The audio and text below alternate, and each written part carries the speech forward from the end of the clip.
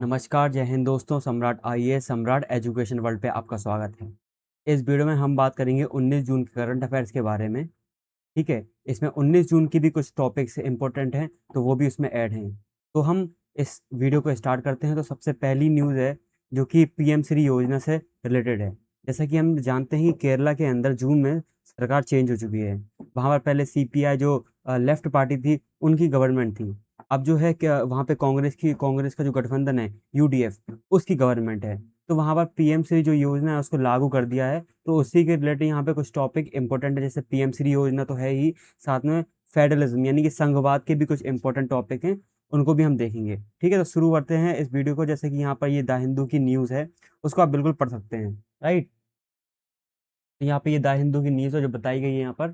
ठीक है, कि किस तरीके से केरला के जो सीएम है, उन्होंने पीएमसी योजना को लागू करने की बात कही है। ठीक है, तब इसको पूरे तरीके से एनालिसिस करते हैं, किस तरीके से क्या आगे तरीके से प्रोसेस बढ़ी। राइट, तो यहाँ पे यही बताया कि डिसीजन ऑफ द यूनाइटेड, जो यूडीएफ है वहाँ पर गवर्नमेंट है, go ahead with the PM Shri has been celebrated by the BJP as a victory of the union government policy. अब जो पीएमसी जो योजना है वो क्या एक केंद्र प्रायोजित योजना है, जिसमें 60-40% केंद्र सरकार देगी, 40% राज्य सरकार को अरेंज करना पड़ेगा। ठीक है, और जो हि- हिमालय और पहाड़ी क्षेत्र हैं उनके लिए 90-10 का रेशियो है। ठीक है, गॉट इट। तो इस तरीके से यहाँ पे पीएम श्री योजना एक केंद्र की योजना है, केंद्र प्रायोजित योजना है। तो वो यहाँ पर बताया हुआ किस तरीके से जो बीजेपी है वो विक्ट्री सेलिब्रेट कर रही है। ठीक है, लेकिन हमें यहाँ पर बीजेपी कांग्रेस के चक्कर में नहीं पड़ना। हमारे जो मेन मेन टॉपिक है यूपीएससी के लिए, उसके लिए पढ़ना। लेकिन जो उसको समझने के लिए हमारे पास क्या होना चाहिए कि हम पहले इस न्यूज़ को समझें। तो वो यहाँ पे बताया हुआ है, ये हिंदी में बता दिया कि किस तरीके से केरला के जो पीएम श्री योजना है उसको लागू कर दिया। केरल में नव निर्वाचित जो यूडीएफ सरकार है, उसने पीएम श्री योजना को लागू करने का निर्णय लिया है। ठीक है, गॉट इट। तो वो यहाँ पर एक विवाद खड़ा हो गया है, जो वहाँ का केरला के अंदर विपक्ष है ना, वहाँ पे जो राजनीति है वो थोड़ी सी बढ़ गई है ना, हलचल हो गई इस राजनीति के अंदर। Got it. तो ये तो पूरी न्यूज़ थी। ठीक है, अब इसके अंदर किस तरीके से यहाँ बताया कि पीएम श्री योजना के बारे में कि ये केंद्र प्रायोजित योजना है। केंद्र प्रायोजित वो योजना होती जो जिसमें केंद्र सरकार भी पैसा देती, साथ साथ राज्य सरकार भी पैसा देती। और केंद्र एक और होती सेंट्रल सेक्टर स्कीम, ये स्पॉन्सर होती, इसमें रेशियो बनता और सेंट्रल सेक्टर स्कीम में पूरा का पूरा पैसा केंद्र लगाती। तो पीएम श्री योजना ध्यान रखेंगे एक केंद्र प्रायोजित योजना योजना है, क्या है, सेंट्रली स्पॉन्सर्ड स्कीम है। राइट, इसके उद्देश्य की बात करो तो यहाँ पर जो एनईपी 2020 का था, उसके लिए मॉडल स्कूल को विकसित विकसित करना, बुनियादी ढांचा, स्मार्ट क्लासरूम। और एनईपी 2020 के अकॉर्डिंग जो पाठ्यक्रम जो सिलेबस रहेगा वो एनईपी 2020 के अकॉर्डिंग रहे। तो ये सब यहाँ पे पीएमसीडी योजना के बारे में बताया, और भी डिटेल में आगे भी दिया हुआ है ना। आगे हम डिटेल में बात करते हैं इसके लिए। Got it. केरल का विवाद क्या था, वही सब यहाँ बताया कि जो शिक्षा है वो भारतीय संविधान में समवर्ती सूची का विषय है। सम्मति सूची का मतलब ये होता कि इस पे केंद्र भी कानून बना सकता है और राज्य भी कानून बना सकता है। ठीक है, गॉट इट। फिर यहाँ पे वही है कि केरल में इस योजना का वैचारिक एवं संघीय दोनों स्तर पर विरोध करा था। वो दोनों पार्टियों ने करा था, यूडीएफ ने भी करा था, वहां पे जो सीपीआई थी उसने भी करा था। गॉट इट, कि उसने ये आरोप लगाए थे कि जो एनईपी 2025 है, 2020 है, उसका जो सफनाइजेशन यानी कि भगवाकरण कर रहा। तो ये सब जो बीजेपी कांग्रेस वो राजनीति है, उसको साइड करके हमें क्या करना, केवल और केवल अपने कॉन्सेप्ट को समझना। शिक्षा किसका विषय है, शिक्षा शिक्षा जो है संवर्ती सूची का विषय है। बिल्कुल ध्यान रखेंगे, तो इस पे केंद्रीय भी कानून बना सकती है और राज्य भी कानून बना सकता है। ठीक है, फिर वित्तीय दबाव। अब यहाँ पे तो बता दिया कि एनईपी 2020 के बारे में। ठीक है, और ये मतलब आरोप लगा रहे थे ये जो केरला के अंदर जो सरकार थी कि ये क्या हो रहा, एक तो भगवाकरण हो रहा, दूसरा केंद्रीकरण हो रहा जो भी शिक्षा है उसका। फिर उसके बाद वित्तीय दबाव। अब सरकार का कॉन्सेप्ट था कि केरला में एक अभियान था जिसका नाम है समग्र शिक्षा अभियान। तो उसके लिए फंड रोक दिया गया था केंद्र सरकार के द्वारा, केरल का फंड रोक दिया गया था। तो ये कहीं ना कहीं फाइनेंशियल कोरेशन है, मतलब वित्तीय दबाव डालना एक तरीके से कि आप ये केंद्र की नीति है, इसको फॉलो करो, इसको मानो, तब जाके हम इसका फंड चालू करेंगे। तो उस तरीके की चीजें यहाँ पर देखी गई। ठीक है, तो आगे देखिए इसी के कॉन्सेप्ट को कि किस तरीके से, मतलब यहाँ पे जो बताया पूरी न्यूज़ है कि जो पीएमसी योजना का समझौता था वो हस्ताक्षर नहीं किया, तो फंड को जारी नहीं किया, फंड रोक दिया। तो एलडीएफ की सरकार जो पहले की सरकार थी, है ना, जिसमें पिनरई विजयन सीएम हुआ करते थे केरला के, तो वहाँ उन्होंने ये एमओयू साइन कर दिया था। लेकिन जो वामपंथी दल है वहाँ पर सीपीआई वगैरह, ठीक है, कम्युनिस्ट पार्टी वगैरह, तो उनके विरोध में इसको फ्रीज लगा दिया।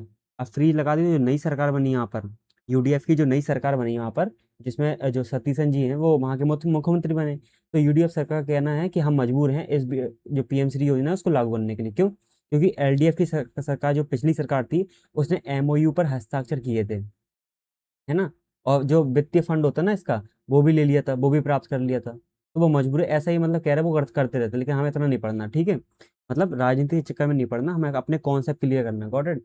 तो कंडीशनल इम्प्लीमेंट, तो राज्य सरकार ने स्पष्ट किया कि वे केंद्र सरकार की जो ये योजना है इसको पूरी तरीके से लागू नहीं करेंगे, मतलब अपना सिलेबस का चयन करना, ठीक है, और बहुत सारी यहाँ पे ऑटोनॉमी मांग रहे हैं वो, कि राज्य सरकार भी यहाँ पे कुछ ऐड कर पाए, ठीक है, कुछ चेंजेस कर पाए, ठीक है, गॉट इट। तो यहाँ पे कंडीशनल इम्प्लीमेंटेशन के बारे में बात हुई। फिर यहाँ पे वही ये आरोप आरोप लगा रहे, तो ये जरूरत है नहीं, बस मैंने ये है पढ़ने के लिए डाल दिया, इसको पॉज करके आप बिल्कुल पढ़ सकते हैं ना, बीजेपी की प्रक्रिया, ये सब हमारे यूपीएससी के काम का नहीं है, लेकिन किस क्या काम का है, ये संघवाद, क्या काम का है, ये संघवाद। तो यहाँ पर केंद्र राज्य संबंध के बारे में, जैसे दमनकारी एक संघवाद आता, ठीक है, दमनकारी संघवाद का मतलब ये होता कि केंद्र दबाव डालता कि आप हमारी योजना को लागू करो, हमारे हिसाब से चलो, तभी आपको फंड देंगे, जैसा कि समग्र शिक्षा अभियान में देखा हमने कि वो पीएम श्री योजना को लागू करवाने की बात कर रहे हैं, अगर नहीं करा तो वो फंड रोक दिया वहां पर, है ना, तो इससे जो राज्य का जो फिजिकल ऑटोनॉमी होती उसका भी उल्लंघन हो रहा, ठीक है। तो यहाँ पे बताया एक वर्ड आ गया हमारे पास, क्या, दमनकारी संघवाद, इसको भी ध्यान रखेंगे। फिर उसके बाद संवर्ती सूची की शक्तियों में टकराव, अब एनईपी के माध्यम से एक समान मानक लागू करना चाहती है जो केंद्र सरकार है, और राज्य सरकार अपने अपने इंटरेस्ट देखना चाहती है, जैसे क्षेत्रीय रीजनल इंटरेस्ट होते कुछ, है ना, भाषाई इंटरेस्ट और वैचारिक इंटरेस्ट भी होते हैं, कि केंद्र में किसी और की सरकार है और जो स्टेट होते हैं उनके किसी और की सरकार है, तो आइडियोलॉजी का भी फर्क आ जाता है ना, तो पाठ्यक्रम चेंजेस करना, तो उससे बचना चाहती है सरकार है, ठीक है। तो वही यहाँ बताया कि अनुच्छेद 246 के तहत समवर्ती सूची के प्रबंधन में जटिलता पैदा करती है चीजें, ठीक है, मतलब केंद्र सरकार की जो नीतियां हैं राज्य सरकार की अपनी हैं, है ना, तो वो उसमें एक टकराव सा आया, तो वही यहाँ पे बताया हुआ है कि कितना कॉम्प्लेक्स हो गया ये टॉपिक, इम्पोर्टेंट। फिर उसके बाद नीतिगत निरंतरता बनाम राजनीतिक अवसरवाद, तो ये फालतू का है, मेरे हिसाब से जरूरत भी नहीं है, ठीक है, काट देंगे इसको। ये पूरी की पूरी न्यूज़ थी, ये अभी न्यूज़ थी, मेन है इसमें पीएम श्री योजना, क्या है ये, पीएम श्री योजना। तो पीएम श्री योजना का फुल फॉर्म है आपका प्रधानमंत्री स्कूल फॉर राइजिंग इंडिया, जो बढ़ता हुआ भारत है उसमें स्कूल का इंफ्रास्ट्रक्चर, ठीक है, सिलेबस, ठीक है, और भी कई सारी चीज़ें, तो उनको में किस तरीके से चेंजेस करना, तो उसके लिए ये योजना आई थी। तो ये केंद्र प्रायोजित योजना है, आपको केंद्र प्रायोजित योजना में मालूम होगा 60-40 का कॉन्सेप्ट होता, कि 60% केंद्र देगा और 40% राज्य देंगे, लेकिन यहाँ पे जो गरीब राज्य हैं जैसे कि और पहाड़ी राज्य हैं तो उनकी 90-10 का रेशियो चलता, गॉट इट। और जो केंद्र शासित प्रदेश है यूटीज हैं उसका 100% कौन देता, उसका 100% केंद्र सरकार देती। तो 2022 में जो शिक्षक दिवस था 5 सितंबर को, वहां पे लॉन्च किया गया था।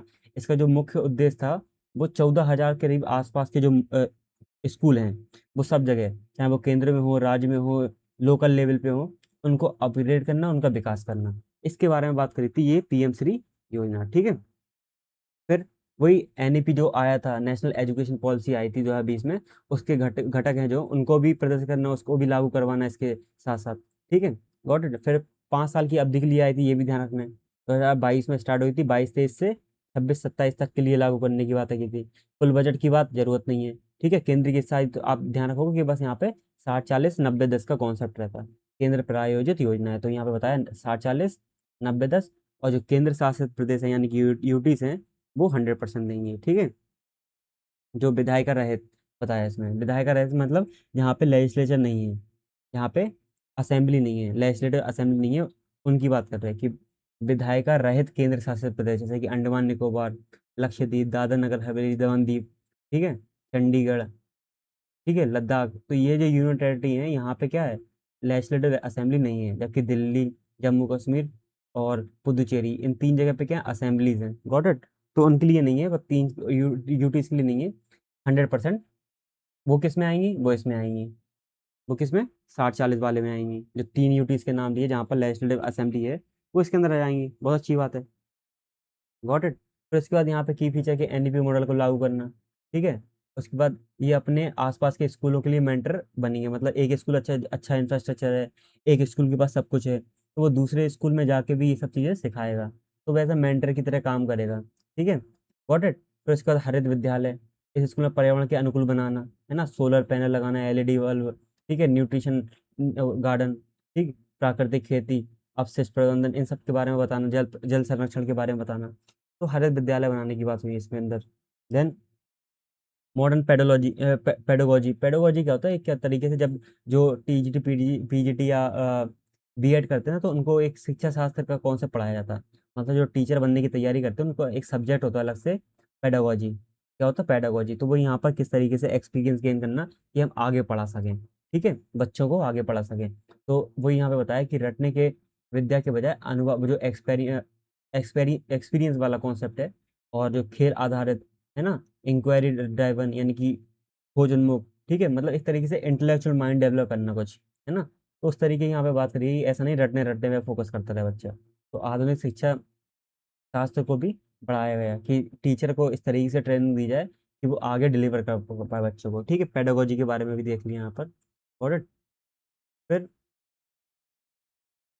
योजना आधारित मूल्यांकन, अब छात्रों का मूल्यांकन केवल किताबी ज्ञान पर नहीं होगा, बल्कि वास्तविक जीवन की स्थिति का भी ज्ञान उनको वास्तविक स्थिति जो है इनकी, उससे भी यहाँ पर उनकी क्षमता देखी जाएगी, ठीक है, उनके उस पर आधारित, उस पर बेस्ड होगी ये सब चीज़ें, तो मतलब केवल किताबी ज्ञान नहीं देखा जाएगा।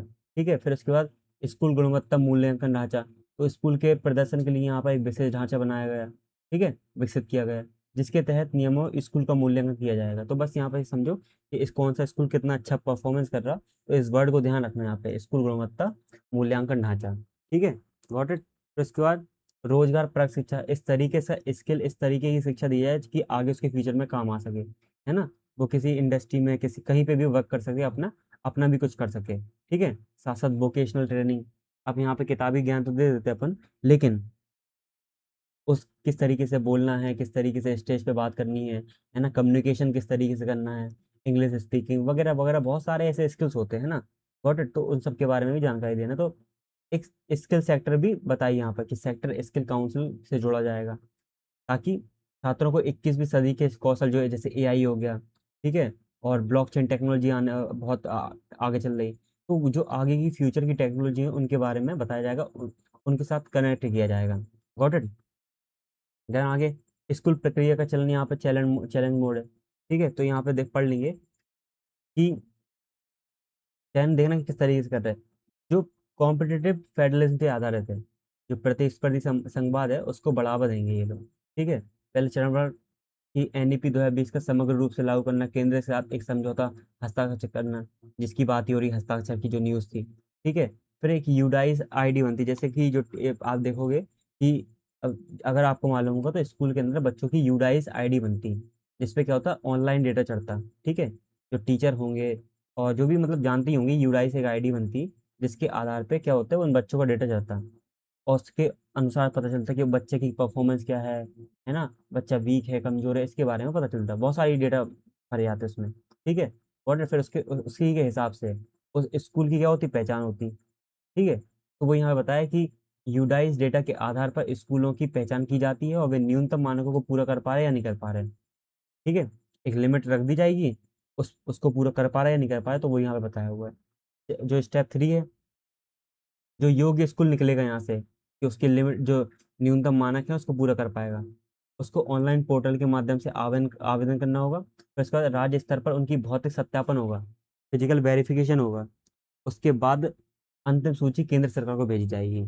तो इस हिसाब से जो 14,500 के आसपास हमने स्कूल देखे, उनकी लिस्टें बनाने की बात कही इसकी योजना के अंदर 5 साल के अंदर, ठीक है। फिर ये तो हमने प्रोसेस देखी, महत्व क्या है, वही ह्यूमन कैपिटल जो फॉर्मेशन है, क्योंकि हम 2047 तक विकसित भारत बनना चाहते हैं, है ना, तो उसके लिए जो हमारा अभी यूथ है उसको एज अ कैपिटल यूज कर पाए, तो उसके लिए हमें अच्छी शिक्षा देनी पड़ेगी, अच्छा स्वास्थ्य देना पड़ेगा। तो शिक्षा की बात यहाँ पे करी गई है कि ह्यूमन कैपिटल किस तरीके से बनाया जाएगा, उसको अच्छी एजुकेशन दो, अच्छी स्किल दो, ठीक है, गॉट इट। तो वही यहाँ पे बताया हुआ कि छात्रों का संज्ञानात्मक, कॉग्निटिव और कौशल विकास को बढ़ाकर भारत की जो डेमोग्राफिक डिविडेंड है, जो अभी युवा है 15 से लेकर 59 साल का, ठीक है, तो उसका यूज़ किस तरीके से कर पाएँ अपने देश की तरक्की के लिए। Got it? तो ह्यूमन कैपिटल फॉर्मेशन की बात करी। Then equity, inclusion. अगर अच्छी शिक्षा मिलेगी तो क्या होगा? केवल निजी स्कूल ही नहीं, विशेषकर जो प्राप्ति वर्ग, मतलब जिसके पास संसाधन सीमित हैं, है ना, चाहे वो सरकारी हो चाहे वो किसी भी लेवल का हो, तो यहाँ पे क्या है, ये इंक्लूड समावेशिता आएगी। समावेशिता का सिंपल मतलब होता कि वो गरीब बच्चे जिनके पास इतना कुछ नहीं है ना, कि बड़े बड़े अच्छे स्कूल अफोर्ड कर पाए, तो उनको भी इसका लाभ मिलेगा अच्छे तरीके से। Got it? तो बल्कि सरकारी स्कूलों में पढ़ने वाले गरीबों को, ग्रामीण बच्चों तक भी इसकी पहुंच बनेगी। तो वही बताया यहाँ पर, जो पीएम श्री योजना के अंदर बात करें। देन ब्रेन ड्रेन की कंडीशन। अब ब्रेन ड्रेन वो कंडीशन होती है कि यहाँ इंडिया के अंदर पढ़ा और फिर अच्छी एजुकेशन मिल गई, आईआईटी वगैरह कर ली, तो वो विदेशों में जॉब जाके ढूंढने लगते। तो यहाँ पे पढ़े, यहाँ पे पूरा जो ब्रेन डेवलप हुआ, उसके बाद तुम ड्रेन कर रहे हैं यहाँ से, इंडिया से। तो इंडिया के लिए क्या किया तुमने? केवल रेमिटेंस भेज रहे? नहीं। तो वो ब्रेन ड्रेन मतलब यहाँ पे पढ़ा हुआ बच्चा, यहाँ पे स्किल प्राप्त कोई बच्चे को यहीं पे इसका रोजगार मिल जाए अच्छा खासा। तो वही यहाँ बताया कि ब्रेन ड्रेन की कंडीशन। Got it? कि बाहर ना जा पाए, विदेशों में ना जा पाए काम करने, बल्कि देश के अंदर ही वो अपनी शिक्षा स्किल जो भी करे, उसके बाद देश के लिए ही काम करे, देश के अंदर। तो ब्रेन ड्रेन को रोकना, है ना। वो यहाँ पे दिया कि स्कूली स्तर पर ही वैश्विक मानकों की शिक्षा अनुसंधान का माहौल देकर छात्रों की नींव मजबूत करना। ठीक है। Got it? फिर तकनीकी एकीकरण। अब स्मार्ट क्लासरूम हो, डिजिटल लाइब्रेरी हो, इसके माध्यम से ग्रामीण और शहरी क्षेत्रों को जोड़ना।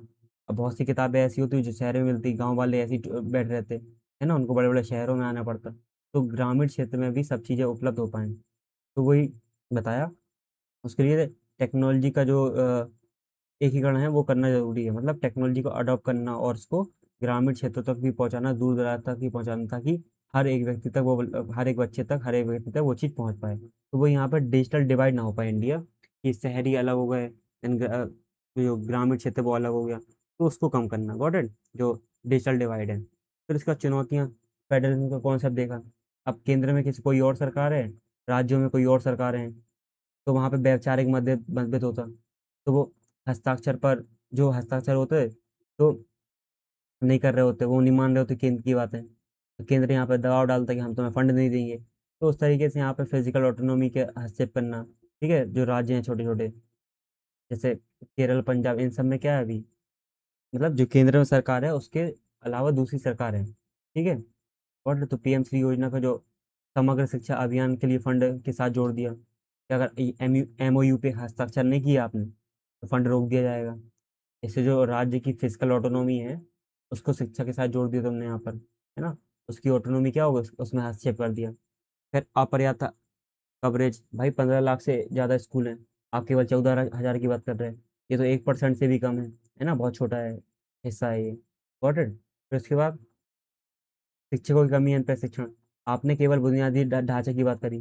शिक्षा सुधार नहीं होगा, बल्कि एनईपी 2020 के जो भी पेडागोजी है उसके अनुसार टीचरों को भी स्किल पानी होगी, टीचरों को भी क्या प्रशिक्षित करना होगा, है ना, उनको भी अच्छी खासी स्किल देनी होगी। Got it? फिर और भी कई सारी चीज़ें हैं यहाँ पर, कि निरंतर फंडिंग की समस्या। अब ये योजना केवल 5 साल के लिए है ना, जिसको केवल हाईटेक स्कूलों के रख रखाव के वित्तीय बोझ बन जाएगा राज्यों पर। मतलब ऐसा ये है कि ये जो 5 साल की योजना है वो केवल जो हाईटेक स्कूल है उनके लिए ना बन जाए, उनका ही मेंटेनेंस करते हैं जो पीछे स्कूल बचे हुए हैं। अब 14 हजार इस बच्चे स्कूल ले रहे हैं आप, देन 15 लाख टोटल स्कूल हैं, 15 लाख के आसपास। तो जो बचे स्कूल हैं वो कहाँ जाएंगे? तो वही बता रहे हैं कि 5 साल के अंदर केवल केवल हाईटेक स्कूलों के रख रखाव के बारे में, उन्हीं के बारे में सोच पाएंगे ये तो, है ना। क्योंकि जो लिमिटेड क्राइटेरिया है, एक लिमिट है, वो तो ये लोग पूरी कर पाएंगे, यही स्कूल लोग। तो वही यहाँ पे बताया हुआ है। ठीक है। फिर आगे की राह देखेंगे कि जो पीएम श्री योजना है वो एक उत्कृष्टता का द्वीप है, आइलैंड्स ऑफ एक्सीलेंस, है ना। मतलब भारत को एक तरीके से, जब भारत विकसित होगा तो उसमें शिक्षा किस तरीके की होगी, उसका इंफ्रा हो गया, देन सिलेबस हो गया, वगैरह वगैरह, जितनी भी शिक्षा से रिलेटेड चीज़ें हैं वो कैसी होंगी, टीचर किस तरीके के होंगे, टीचरों का सिलेबस किस तरीके का होगा, तो उसके बारे में यहाँ पे बात करी। ठीक है। फिर यहाँ पे यह जो आगे की रहा है कि भाई जो दबावकारी, दमनकारी संघवाद को अपना रहा है उसको हटा के हम सहकारी संघवाद को अपना सकते हैं। जैसे शिक्षा संवर्धित सूची का विषय है, केंद्र को राज्य के थोपने के बजाय उसके साथ, मतलब कंधे से कंधे मिलाकर काम करना चाहिए, आम सहमति बन जाए वैसे काम करना चाहिए। फिर क्वांटिटेटिव क्वांटिटेटिव एक्सपांशन।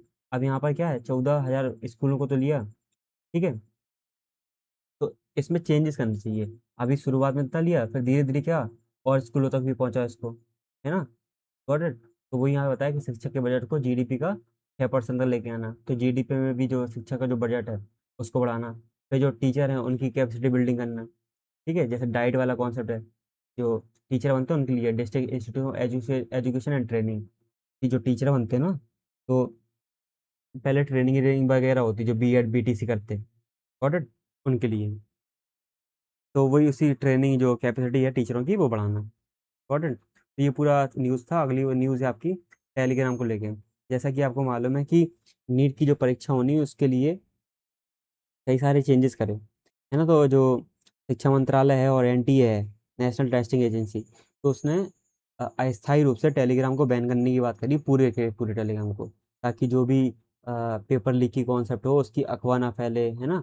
क्योंकि बहुत से लोग गलत अफवाह भी फैला देते हैं, गॉट इट। और मतलब उसी के बारे में बात है। तो यहाँ पे चैलेंज किया गया है, जो टेलीग्राम है उसने चैलेंज कर दिया इस चीज़ को, ठीक है, दिल्ली हाई कोर्ट में। तो उसी कारण ये न्यूज़ में है कि जो सेक्शन 69A है आईटी एक्ट, जो इंफॉर्मेशन टेक्नोलॉजी एक्ट है, उसका आर्टिकल 69A है ना।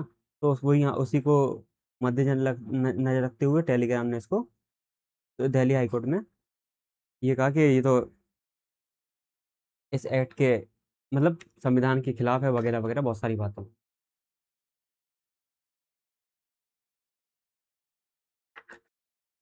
Got it. तो पूरी यही सब बातें थी यहाँ पर। अब इसको न्यूज़ को पढ़ लेते कि टेलीग्राम पर प्रतिबंध लग रहा, यही सब है ना। तो हाल ही में जो नीट यूजी की परीक्षा थी वो पेपर लीक और धांधली के बाद केंद्र सरकार ने दोबारा एग्जाम कराने की बात कही। 21 जून को पेपर है, जो नीट का पेपर है वो 21 जून को है ना। अब 21 जून को पेपर है, तब तक क्या होगा, अस्थायी रूप से टेलीग्राम बैन रहेगा, गॉट इट। तो वही यहाँ पे बताया हो कि सरकार ने इस कार्रवाई को टेलीग्राम है दिल्ली हाईकोर्ट में चुनौती दे दी, जिससे जो आईटी एक्ट 2000 का है उसकी ये धारा का उल्लंघन हो रहा, ठीक है, उसका गलत यूज करा जा रहा, ठीक है। डिजिटल अधिकारों बनाम राष्ट्रीय सुरक्षा की बहस छिड़ गई, गॉट इट। अब यहाँ पे चर्चा में क्यों बता दिया मैंने ये पूरा कि शिक्षा मंत्रालय और जो एनटीए थी इसकी सिफारिश है, जो माइटी है इलेक्ट्रॉनिक और सूचना मंत्रालय, ठीक है, 22 जून तक टेलीग्राम को अस्थायी रूप से रोक लगा दी। और 30 जून तक ऐप में मैसेज एडिटिंग फीचर होता है, एक एडिटिंग फीचर होता, उसको डिसेबल करने के आदेश दे दिए, ठीक है। ये किसने दिए, शिक्षा मंत्रालय ने कही। तो जो माइटी है, ठीक है, ministry of information and technology, तो उसने ये सब करा, गॉट इट। फिर उसके बाद कारण पे आओ। कारण ये थे कि टेलीग्राम पे बहुत सारे ग्रोह चलते हैं जो नीट के फर्जी पेपर बेच रहे होते हैं, है ना। तो कोई भी स्टूडेंट धोखाधड़ी में ना फंसे कि ये पेपर फिर से लीक हो गया, तो अफवाह ना फैले उस तरीके की, है ना। तो इसलिए उसको बैन करने की बात कही यहाँ पर, गॉट इट। तो वही यहाँ पे न्यूज़ है, ये इसको पढ़ सकते हैं। कानून चुनौती कि टेलीग्राम ने ऐसे पूर्ण प्रतिबंध मतलब ब्लैंकेट बैन को असंवैधानिक और अनुचित बताते हुए दिल्ली हाईकोर्ट का दरवाजा खटखटाया। तो वही यहाँ पर न्यूज़ है। तो यहाँ पर आईटी एक्ट की जो धारा है 69 वो न्यूज़ में आ गई। तो धारा क्या है, भारत सरकार को किसी भी डिजिटल सामग्री या प्लेटफॉर्म को ब्लॉक करने की असाधारण शक्ति देती है ये चीज़। मतलब कोई भी चीज़ जो भारत की संप्रभुता अखंडता या कोई समाज में उत्पाद मचाए तो उसको ब्लॉक करने की असाधारण शक्ति देती है केंद्र सरकार को। तो इसे डिजिटल सेंसरशिप या वेबसाइट ब्लॉकिंग का प्राथमिक कानूनी हथियार माना जाता है, ठीक है। जो धारा सेक्शन 69A है, गॉट इट। देन ब्लॉकेड के आधार के बारे में, जैसे कि जो ब्लॉकेड है केंद्र सरकार तभी यहाँ पे रोक लगा सकती जो भी इंफॉर्मेशन है कि जब तक भारत की संप्रभुता और अखंडता पे बात ना है ना। भारत की रक्षा और राज्य की रक्षा, विदेश के साथ मैत्रीपूर्ण संबंध, सार्वजनिक जो पब्लिक ऑर्डर है उसके बारे में, तो ये सब मुद्दे रहेंगे तब यहाँ पे वो धारा 69A के तहत उस चीज को डिजिटल सामग्री को ब्लॉक कर सकती, गॉट इट, ठीक है। और वही सब यहाँ पे बताया हुआ है कि और इसी के वो बताया कि जो 2020 में टिकटॉक बैन हुआ था ना, और भी चाइनीज ऐप बैन हुए थे, तो वो इसी धारा का यूज करके हुए थे, गॉट इट, इसी धारा का यूज करके हुए थे।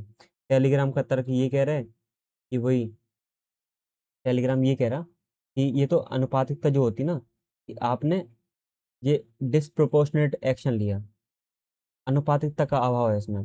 टेलीग्राम का कहना है कि कुछ गलत लोगों के या चैनलों के कारण पूरे टेलीग्राम को बैन कर देना 15 करोड़ जो यूजर्स हैं टेलीग्राम पे, उनके अधिकारों का उल्लंघन है ना। ये टेलीग्राम कह रहा। Got it. तो सरकार को केवल विशिष्ट चैनलों को ब्लॉक करना चाहिए। नियमों की अनदेखी, जैसे आईटी एक्ट नियम 2009 के नियम 8 के तहत प्लेटफॉर्म को अपना पक्ष रखने का मौका दिया जाना चाहिए। सरकार ने नियम 9 आपातकालीन स्थिति का उपयोग करके सीधा ही प्रतिबंध लगा दिया, जबकि मामला हफ्तों से चर्चा में है, इसलिए अचानक आया आपातकाल नहीं है। मतलब पहले से है, ऐसा नहीं कि आपातकाल हो गई ये घटना। तो वो ये कि नियम 8 में पक्ष जो भी जिस पे बैन लगा रहे हैं उसको अपना पक्ष रखना की बात कही, लेकिन नियम 9 के में आपातकालीन शक्ति की बात करी यहाँ पर। तो नियम 9 का ही यूज कर दिया यहाँ पर। ठीक है। तो ये टेलीग्राम के पक्ष से टेलीग्राम का कहना था। अब केंद्र सरकार सरकार क्या कह रही कि टेलीग्राम की जटिल संरचना। अब टेलीग्राम क्या है, सॉलिसिटर जनरल कह रहे हैं आगे, टेलीग्राम जो है सर्वर क्लाउड आधारित है। टेलीग्राम का जो सर्वर है वो क्लाउड आधारित है। यहाँ पर जो बोर्ड्स होते हैं उसके माध्यम से बड़ी मात्रा में जानकारी फैलाई जाती है। अगर एक चैनल को ब्लॉक कर दिया तो लाखों यूजर क्या होते हैं, कुछ ही सेकंड में दूसरे चैनल पर शिफ्ट हो जाते हैं। इसलिए केवल विशिष्ट चैनल को ही ब्लॉक करना प्रभावी नहीं होगा। जैसे हम लोग सभी यूज़ करते, तो हमें मालूम है किस तरीके से वहाँ पे एक चैनल खत्म हुआ तो दूसरा चैनल हाल बन जाता है ना। तो हम लोग भी तो हाल शिफ्ट हो जाते। जैसे बहुत सारी चीज़ें होती हैं, ठीक है, जो टेलीग्राम पे मिल जाती हैं। चाहे वो फिल्म से देख लो, अब रिलीज हुई फिल्म, आज रिलीज हुई, शाम को कहाँ पे आ गई, टेलीग्राम पे। तो यही सब चीज़ें यहाँ पे बात हो रही है कि टेलीग्राम एक ऐसा हब बन गया कि वहाँ पे कुछ भी इलीगल चीज़ भी हो सकती। ठीक है, गॉट इट। कुछ भी मिल सकता है वहाँ पे। तो कानून व्यवस्था का संकट। तो परीक्षा में लगभग 22 लाख छात्र शामिल होंगे। फर्जी पेपर की अफवाह जो बैठेगी, तो ये लॉ एंड ऑर्डर की व्यवस्था जो है उस पर सवाल खड़े कर देगी फिर, है ना, क्योंकि विरोध प्रदर्शन करने लगेंगी फिर वगैरह वगैरह। इसे रोकना सरकार का प्राथमिक दायित्व है। तो इसलिए सरकार क्या ये तर्क है। Got it. फिर यहाँ पे कुछ सिद्धांत है कि डॉक्ट्राइन ऑफ प्रोपोर्शनलिटी और अनुराधा भसीन केस। तो प्रोपोर्शनलिटी का मतलब ये होता है जितनी मात्रा में हो उतना ही बैन लगाओ। ठीक है, इसको आगे डिटेल में पढ़ते अपन। और कि जो अनुराधा भसीन का मामला था 2020 का, तो कि जम्मू कश्मीर में जो इंटरनेट शटडाउन होता है उसके संदर्भ में था ये। ठीक है, कि इंटरनेट शटडाउन जो हो रहा है वो अनुपातिक लेवल पे लगाओ। नहीं तो ये तो जो व्यक्ति हैं, नागरिक हैं, उनकी वाक और अभिव्यक्ति की स्वतंत्रता पर सीधा प्रहार है ना। व्यापार की जो स्वतंत्रता पर सीधा प्रहार है। तो भैया बताया कि सुप्रीम कोर्ट ने स्पष्ट किया, इंटरनेट के माध्यम से की जाने वाली वाक एंड अभिव्यक्ति की स्वतंत्रता जो अनुच्छेद 19 संविधान के अनुच्छेद 19 1A में दी, और व्यापार की स्वतंत्रता जो 1G में दी 19 के, ये मौलिक अधिकार है। ठीक है, तो ये वही कहा है यहाँ पे अनुराधा भसीन केस में। फिर न्यायालय ने कहा कि किसी भी प्रतिबंध को अनुपातिकता का टेस्ट होगा उसके ऊपर। मतलब सरकार की कार्रवाई का लक्ष्य अनुपात में होना चाहिए। ऐसा नहीं कि कुछ भी अतपर तरीके से, मान लो एक जगह थोड़ा सा दंगा हो, दो व्यक्ति लड़े और वो पूरे के पूरे शहर का ही क्या कर दिया, नेट बंद कर दिया। ठीक है, तो वही से बताया यहाँ पे कि मान लो एक मोहल्ले में लड़ाई हो रही, तो उस मोहल्ले का ही नेट बंद करो। ऐसा नहीं कि पूरे के पूरे शहर का ही नेट बंद कर दिया। तो यही है प्रोपोर्शनलिटी का लॉ। ठीक है, गॉट इट। कि वही यहाँ बताया कि अधिकार को सीमित करने के लिए सबसे कम प्रतिबंधात्मक उपाय का उपयोग किया जाना चाहिए। टेलीग्राम का मुख्य तर्क यही है कि संपूर्ण बैन अनुपातिकता का नियम नहीं है ना, अनुपातिकता नहीं है ये चीज़। जिस तरीके से आपने पूरे के पूरे टेलीग्राम का ही बैन लगा दिया। फिर 2015 में एक केस हुआ था, श्रेया सिंगल केस। तो सुप्रीम कोर्ट ने ऐतिहासिक मामला दिया था कि आईटी एक्ट जो धारा 66 है उसको असंवैधानिक घोषित कर दिया गया था। लेकिन जो अभी धारा का यूज करा गया सरकार ने इसको वैधानिक करार दिया था, है ना, इसकी वैधता बरकरार रखी थी सरकार ने। Got it? तो न्यायालय ने धारा इसको वैध माना था कि जो देश की संप्रभुता, अखंडता और भी कई सारी चीजें, लॉ एंड ऑर्डर वगैरह वगैरह, पब्लिक ऑर्डर, उसके बारे में। ठीक है, जो हमने देख चुके। तो वही यहाँ बताया क्योंकि ये बहुत संकीर्ण, मतलब नैरो स्कोप है, बहुत कम मामलों में ये चीज लगी, तो सरकार ने इसी का यूज कर दिया यहाँ पर, है ना। तो इसमें प्रक्रियात्मक सुरक्षा उपाय मौजूद हैं।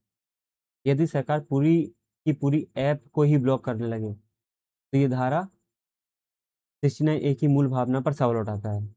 मतलब धारा की जो 69A है वही गलत है अपने आप में, है ना, क्योंकि सरकार इसका दुरुपयोग कर ही रही, मतलब उसमें बैन इसी को लेके लगाया और इसी के बेस पे लगाया। Then encryption versus state security, अब ये इसको पढ़ सकते हैं बिल्कुल, कि end to end encryption and कानून प्रवर्तन एजेंसियां लॉ एनफोर्समेंट एजेंसी की जांच क्षमताओं के बीच घर्षण को भी दर्शाता, जहां एक गोपनीय, मतलब राइट टू प्राइवेसी पुट्टन स्वामी के जो 2017 में हुआ था, ठीक है, वो महत्वपूर्ण बन जाता। वह दूसरी ओर आपराधिक नेटवर्क को पकड़ने के लिए राज्य को तकनीक पहुंच की आवश्यकता होती है। तो इतना जरूरी नहीं, जो मेन ऊपर के दिए थे वो बहुत जरूरी है, इसको पढ़ सकते हैं आप बिल्कुल ही, ठीक है। या निष्कर्ष बिल्कुल पढ़ सकते हैं कि जो परीक्षा है वो उसकी अखंडता बनी रहे, इसलिए हमें गंभीर स्टेप्स लेने पड़ेंगे, है ना, गंभीर कदम उठाने पड़ेंगे। ऐसा नहीं कि बिल्कुल जो सिस्टम है उसको लंजर पुंजर छोड़ दिया, ठीक है। बस यहाँ पे पूर्ण प्रतिबंध की बात करी तो वो भी थोड़ा सख्त कदम है, लेकिन कहीं ना कहीं वो प्रोपोर्शनलिटी का उल्लंघन कर रहा है। तो वो यहाँ बताया हो कि परीक्षा की अखंडता बना रखने की आवश्यक है, लेकिन इसके लिए अपना किया गया जो संवैधानिक सीमा है उसके भीतर ही होना चाहिए काम, ठीक है। साथ में सरकार को पूर्ण प्रतिबंध जैसे सख्त कदम उठाने के बजाय अपनी साइबर खुफिया जो एजेंसीज हैं, I4C को बढ़ाना चाहिए, है ना, और सोशल मीडिया प्लेटफॉर्म को मध्यस्थता के प्रति अधिक जवाबदेही होनी चाहिए, ताकि जो समाधान है टारगेट ब्लॉकिंग है वो विकसित हो सके, ठीक है। टारगेट ब्लॉकिंग ब्लॉकिंग का मतलब ये हो रहा है, जैसे टेलीग्राम पे टेलीग्राम अपने आप ही उन चैनल को ब्लॉक कर दे, तो इसे कहते हैं टारगेट ब्लॉकिंग, है ना। टेलीग्राम पे मान लो कोई इलीगल चीज हो गई, तो टेलीग्राम को रिस्पॉन्सिबल होना चाहिए कि वो उसको उन चीज़ों को ब्लॉक कर दे, तो इसे कहते हैं टारगेट ब्लॉकिंग। ये पूरा का पूरा केस था, हमने देख लिया किस तरीके से जो 22 जून है उस तारीख तक टेलीग्राम बैन रहेगा, और इसको चुनौती भी दे दी गई दिल्ली हाई कोर्ट के अंदर। यही न्यूज़ थी छोटी सी, ठीक है। तो यहाँ पे मलेरिया जो हेल्थ से रिलेटेड है अपना, ठीक है, GS2 में काम में आएगा और GS3 में। तो UPSC है उसमें GS2 GS3 के सिलेबस का है। जो ड्रग रेजिस्टेंस मलेरिया है उसकी बात करी गई यहाँ पर, गॉट इट। तो इसको पढ़ते आगे। तो ये पूरी न्यूज़ थी, द हिंदू की न्यूज़ है, ठीक है, शीर्षक ये है उसी का हिंदी है कि द हिंदू की न्यूज़ है जो, ठीक है, जो राजीव गांधी जैव प्रौद्योगिकी केंद्र है वहाँ पे शोध मिला किस तरीके से जो मलेरिया है वो दवा प्रतिरोधी हो गया, है ना, ड्रग रेजिस्टेंस की समस्या उसमें उजागर हो गई। तो ये अभी की न्यूज़ है बिल्कुल, ठीक है। तो हमारे भारत का भी लक्ष्य है कि 2030 तक, पहले 2024 या 25 था, तो अब 2030 तक मलेरिया को खत्म करना पूरी तरीके से, जो कि गंभीर बीमारी है, ठीक है। अभी और भी चीज़ें हैं जो न्यूज़ की में थी, जैसे मलेरिया के बारे में बताया यहाँ पे कि प्लाज्मोडियम एक परजीवी होता है ना, मादा एनीफ्लीज जब डंक मारती उसके द्वारा जो परजीवी है बॉडी के अंदर चला जाता है अपनी, ठीक है। जो मादा एनीफ्लीज मच्छर है वो उससे संक्रमित होती, वो मच्छर के काटने से ये चीज़ फैलती है, ठीक है, मलेरिया। तो प्लाज्मोडियम जो परजीवी है, पैरासाइट, उसके द्वारा मलेरिया होता है, ठीक है। वो कौन सा मच्छर काटता है? मादा एनीफ्लीज मच्छर काटने से, ठीक है, गॉट इट। फिर वर्तमान उपचार की बात करेंगे तो दशकों से दुनिया भर में मलेरिया के इलाज के लिए आर्टेमिसिनिन आधारित एक संयोजन चिकित्सा, मतलब बेस्ड ऑन कम जो कॉम्बिनेशन थेरेपी होती है उसका यूज कर रहे हैं यहाँ पे, ठीक है। उसका नाम ध्यान रखना है यहाँ पे, आर्टेमिसिनिन, ठीक है, आर्टेमिसिनिन, और तो उपयोग पहली पंक्ति के उपचार के लिए करते हैं, लेकिन जो अब यहाँ पे देखा गया किस तरीके से यहाँ पे क्या हो गई, ड्रग रेजिस्टेंस हो गई, जो मलेरिया बीमारी है वो ड्रग रेजिस्टेंस हो गया, गॉट इट। तो उसी के बारे में यहाँ पे ये न्यूज़ में है। जो आर्टेमिसिनिन है एक बहुत शक्तिशाली एंटी मलेरियल दवा है, ठीक है। काम कैसे करती है? आर्टेमिसिनिन परजीवी के अंदर फ्री रेडिकल्स की बाढ़ कर देती है, जिससे जो परजीवी को जो ऑक्सीडेटिव है, ऑक्सीडेटिव डैमेज होती, फिर उसके बाद वह नष्ट हो जाता, मतलब कुल मिला के फ्री रेडिकल्स बन जाते, फिर उसके बाद अपने आप को ही नहीं संभाल पाता, वो नष्ट हो जाता, ठीक है। फिर ड्रग टेस्ट ने यहाँ पे जो नई शोध करी गई यहाँ पे, कि जो अब वैज्ञानिकों का मानना है जो परजीवी है वो दवा के प्रति क्या हो गया, उसने क्षमता डेवलप कर ली। तो कैसे हुआ? जेनेटिक म्यूटेशन के कारण धीरे धीरे उसमें विकसित होती रही और ये म्यूटेशन आया। अब ये म्यूटेशन दिया हुआ, आगे इसका नाम ध्यान नहीं रखना, फालतू की चीज़ है ये, लेकिन म्यूटेशन डेवलप हुआ, व्हाट इट। देन लेकिन जर्नल ऑफ, ये क्या लिखा, जर्नल ऑफ इन्फेक्शियस डिसीज, तो लेकिन जर्नल ऑफ इन्फेक्शियस डिसीज के बारे में यहाँ पर है, आगे पढ़ेंगे। मैं प्रकाशित जो ये जो सेंटर था उसकी नई सोच चौंकाने वाली है ना। तो वो यहाँ बताया कि जो परजीवी है उसमें किस तरीके से दवा प्रतिरोधक क्षमता है उसके चेंज हुए। अब इसके जीन में बदलाव नहीं हुआ, वो ये जो रिसर्च ये बता रही है इसमें जीन में बदलाव नहीं हुआ, बल्कि मानव शरीर की कोशिकाओं ही परजीवी को बचाती हैं। देख रहे हैं यहाँ पे, उसके नहीं हुआ, उसमें म्यूटेशन ठीक है अलग बात है, लेकिन बल्कि यहाँ पे जो मानव शरीर की जो कोशिकाएं हैं परजीवी को दवा से बचाती हैं, मतलब अपने शरीर की कोशिकाएं ही उसको बचा रही हैं। ठीक है, तो उसकी भी प्रोसेस देख लेते हैं आगे इसी में वन, कि किस तरीके से चेंज हो रहे हैं यहाँ पर। कि यहाँ पे क्या है, रेटिकुलोसाइट्स की का सुरक्षा कवच। रेटिकुलोसाइट क्या होता है, एक मतलब खून के अंदर ही होती है चीजें, जो नई नई अभी आरबीसी बनी होती है उन्हीं को कहते हैं अपन। इंसानों के खून में मौजूद अपरिपक्व मतलब अभी अभी बनी नई रेड ब्लड सेल आरबीसी लाल कोशिकाओं को रेटिकुलोसाइट कहा जाता है। ये कोशिकाएं एंटीऑक्सीडेंट पोषक तत्व और सुरक्षात्मक एंजाइम से भरपूर होती हैं। ठीक है, तो इसलिए जो पैरासाइट होता है ना वो इन्हीं के अंदर जाके छुप जाता, इन्हीं के अंदर छुप जाता, तो इसको अपने आप ही कवच मिल जाता। और जब हम दवाई खाते ही है आर्टिमिसिनिन, तो वो दवा क्या होती, दवा लड़ती इससे, रेटिकुलोसाइड से, और वो पैरासाइट अंदर बैठ बैठ जाता है, वो उसको कोई मतलब नहीं रहता। तो ये दोनों आपस में एक दूसरे को मार के खत्म कर देते, तो बच जाता क्या, परजीवी बचा जाता। समझ पाया बात को, गॉट इट। वही यहाँ पे देखो कि किस तरीके से जब मलेरिया का परजीवी इन रेटिकुलोसाइट के अंदर छिप जाता है तो इन कोशिकाओं का एंटीऑक्सीडेंट वातावरण आर्टेमिसिनिन दवा के द्वारा ऑक्सीडेटिव हमले जो भी डैमेज था वो बेअसर कर देता है। इससे परजीवी दवा से बच जाता है और उपचार के बावजूद भी मलेरिया वापस आ जाता है। समझ पाया बात को, तो वही यहाँ पे ये पूरी प्रोसेस बताती है, इस बात को ध्यान रखेंगे। ठीक है, कि किस तरीके से कोशिका जो नई नई आरबीसी है उनके अंदर जाके छुप गया, तो आरबीसी लड़ रही उस दवाई से, आरबीसी ने उस दवाई को खत्म कर दिया, दवाई ने आरबीसी को खत्म कर दिया, तो उससे आरबीसी भी कम हो गई, वो दवाई का भी असर कम हो गया, और बचा कौन यहाँ पर, पैरासाइट जो है वो जिंदा बच गया, है ना, दवाई से भी बच गया और आरबीसी को भी कम कर दिया उसने। सबसे खतरा खतरा किससे है, बच्चे जो एनीमिया खून की कमी होती है ना उनको ज़्यादा होता है, कुपोषण जिनको होता है उसमें हो सकती है ये चीज़ें, उनको हो सकती है। ठीक है, और जो नए बच्चे हैं खून बहने और संक्रमण से उबरने वाले जो जिसमें रेटिकुलोसाइट ज़्यादा होती नई कोशिकाएं बनी होती, तो उनको ज़्यादा खतरा है इसके लिए। ठीक है, तो इसलिए इसके उपचार के विफल होने की संभावना सबसे अधिक है। ठीक है, तो वही यहाँ पे जो पूरी प्रोसेस थी वो बता दी मैंने आपको। मलेरिया उन्मूलन 2030 तक की बात करी यहाँ पे कि 2030 तक पूरी तरीके से खत्म करना है मलेरिया को। लेकिन जो अभी ड्रग रेजिस्टेंट मलेरिया बन गया, एंटी माइक्रोबियल रेजिस्टेंस वाला कॉन्सेप्ट, तो वो यहाँ पे उत्पन्न हो गया, ये प्रॉब्लम देगा। ठीक है, गॉट इट। फिर यहाँ पे बता और भी चीज़ें हैं कि मतलब अब यहाँ पे पढ़ते इसको उपचार की विफलता।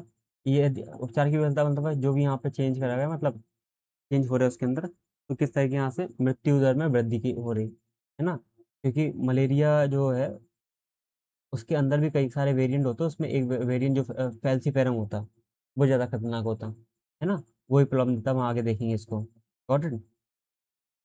तो यहाँ पे कुछ प्रॉब्लम दी हुई है। ठीक है, तो उपचार में विफलता, यदि सबसे प्रभावी दवा जो एसीटी की बात कर रहे हैं यहाँ पर, है ना, जो ऊपर नाम दिया था आर्टिसिनिन, काम करना बंद कर दे तो मलेरिया के मामले को नियंत्रित करना असंभव हो जाएगा, मृत्यु दर बढ़ आएगी। फिर वेक्टर नियंत्रित, जो वेक्टर मच्छरों को ही नियंत्रित कर लो, जो मादा एनोफिलीज मच्छर है। ठीक है, बस ध्यान रखना यहाँ पे मादा काटती, नर नहीं काटता। ठीक है, तो ठीक है, केवल परजीवी की दवाई प्रतिरोधी नहीं है, बल्कि मलेरिया फैलने का जो मच्छर है उनमें भी क्या हो गई, प्रतिरोधक क्षमता डेवलप हो गई, जो कीटनाशक होते हैं ना, जो हम लोग कीटनाशक डालते, मच्छरों में भी क्या हो गई, एक तरीके से प्रतिरोधक क्षमता डेवलप हो गई, उन्होंने भी क्या कर ली, डेवलप कर ली इस क्षमता को। फिर मरीजों की लापरवाही, तो मरीजों की लापरवाही यानी कि 3 दिन का जो पूरा कोर्स है एसीटी का जो दवा है वो नहीं लेते, बीच में ही दवा को छोड़ देते, तो परजीवी क्या होते, परजीवी क्या होते उस दवा के प्रति अनुकूल हो जाते और प्रतिरोधक क्षमता डेवलप कर लेते अपने अंदर। तो ये मरीजों की लापरवाही होती है, ये हर चीज में देखी जाती है, चाहे आप बैक्टीरिया कोई बैक्टीरिया हो जिससे बीमारी हो तो उसकी दवाई भी खा रहे हो आप, जैसे टीबी हो गया टाइफाइड हो गया, तो वहाँ पे भी प्रॉब्लम देती है ये सब चीजें। ठीक है, देन जैसे वहाँ पर बात करी थी ड्रग रेजिस्टेंस टीबी की, उत्तर पूर्व में ये प्रॉब्लम ज़्यादा है ना, जो उत्तर पूर्वी राज्य हैं आसाम मेघालय त्रिपुरा वगैरह, तो म्यांमार और जो साउथ ईस्ट एशिया है वहाँ पर मलेरिया की प्रॉब्लम ज़्यादा है। और जो ये दवाई थी आर्टिमिनेंसिस, आर्टिमिसिनिन, आर्टिमिसिनिन जो रेजिस्टेंस बन गया उसके स्ट्रेन का खतरा यहाँ से ज़्यादा है। ठीक है, देन आगे की राह वही सब है कि और रिसर्च एंड डेवलपमेंट में काम करो, ठीक है। फिर उसके बाद यहाँ पे बताया हुआ है किस तरीके से और भी हाल ही की दवाएं हैं, जैसे गेंदलम जैसी नई जो नए उपचार हैं, मतलब नई प्रयोग किए गए यहाँ पर, जो जो ड्रग रेजिस्टेंस है, उस जो ड्रग रेजिस्टेंस पैरासाइट है उससे भी लड़ने के लिए, ठीक है। सिंगल डोज की बात करी, सिंगल डोज का मतलब ये कि मरीज लापरवाही कर रहा तो पूरे दिन में एक ही डोज दो उसको। तो इस तरीके से विकास करना होगा दवाई के मामले में अपन को, कि उसको बार बार 3-4 दवाई ना खाना पड़े, जिससे वो खुद लापरवाह हो जाता, फिर खाता ही नहीं, ठीक है। एक ही दवा हो। फिर जीनोमिक सर्विलांस के बारे में बताएं यहाँ पर, कि देश भर में जो मलेरिया के परजीवियों का जेनेटिक म्यूटेशन की नज़र रखना, ठीक है। मजबूत निगरानी तंत्र स्थापित करना। फिर इसका स्वदेशी वैक्सीन की बात करी, अभी रिसेंट की खबर थी, जो मैट्रिक्स M1 है ना, R21 है, तो ये मलेरिया की क्या है, वैक्सीन है, मोसरेक्स है, ये जो वैक्सीन है उसको मंजूरी दे दी, ठीक है। Got it. तो यहाँ पे इसके बारे में पढ़ना है कि भारत को अपनी विशाल आबादी की सस्ती और स्वदेशी टीका के विकास में प्राथमिकता देनी चाहिए, जैसे कि हमने करा भी यहाँ पर, ठीक है। और भी डेवलपमेंट करनी चाहिए। तो ये पूरा चीज ताना वाना था इसका। इस तरीके से यहाँ पे जो नए शोध हो रहे हैं वो बता रहे हैं किस तरीके से जो पैरासाइट्स हैं वो पैरासाइट्स हो गए और बैक्टीरिया हो गए, वो क्या म्यूटेट करते और एक प्रतिरोधक क्षमता डेवलप कर लेते कि हमें खिलाओ दवाई, हम मरेंगे ही नहीं, है ना। उस तरीके की चीजें कि मलेरिया के खिलाफ युद्ध जीतने के लिए भारत को न केवल सार्वजनिक स्वास्थ्य और बुनियादी ढांचे को मजबूत करना होगा, बल्कि परजीवी जीव विज्ञान में उन्नत अनुसंधान की भी आवश्यकता होगी, ठीक है। वही स्किल डेवलपमेंट इंफ्रा, ठीक है, मतलब इन क्षेत्रों में अपने आप को बढ़ाना होगा। फिर यहाँ पे मलेरिया के बारे में बात करी कि प्रोटोजोआ से होता, मतलब एक पैरासाइट ही है यहाँ पर, उससे होता। Got it. इसमें कोई बैक्टीरिया वायरस नहीं है।